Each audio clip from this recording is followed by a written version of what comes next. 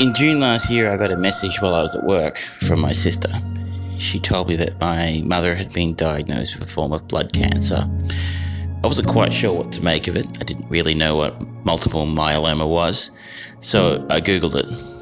Over the course of the next few months, obviously I learned a great deal more about what the disease was and the journey my mum was about to go through.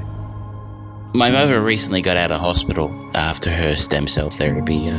I'd be lying if I said it was anything other than hell. The massive doses of chemotherapy, the poking, the prodding, the injecting, but I guess one of the consequences that everyone's familiar with when it comes to chemotherapy is the loss of one's hair. So when I visited a few weeks ago and saw a mum with no hair, it was a bit of a shocking sight, as it is for, I guess, most people in that situation. While I was driving home on the Western Ring Road one night, I happened to see a billboard for the World's Greatest Shave, and the sort of a subtitle of that sort of said it was raising money for blood cancer this year specifically. I'd never really paid much attention to the fundraiser before, but that evening actually, while I was in bed about 20 minutes after going to bed, it suddenly occurred to me, well, I've got to do this thing.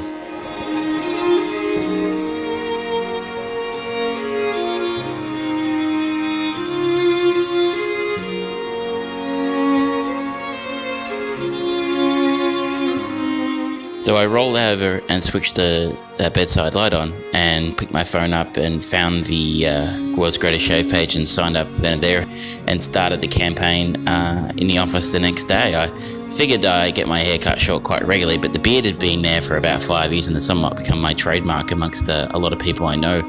So I figured that would give me a bit of an incentive that I could have people raise money for or want to see me without a beard, as ridiculous as it may look. So I set out and I thought maybe I'd raise maybe $100 if I was lucky. But the response has actually been quite remarkable. The fact that I've now raised over $830 for never saw that coming, and I can only thank the generosity of both my friends and my colleagues who've gone out of their way to contribute so generously to the cause.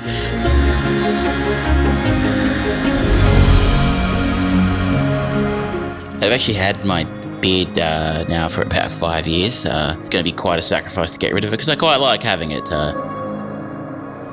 The best part of this is knowing that through this fundraising, I'll be able to help people about to go through the same thing that my family has. Yeah.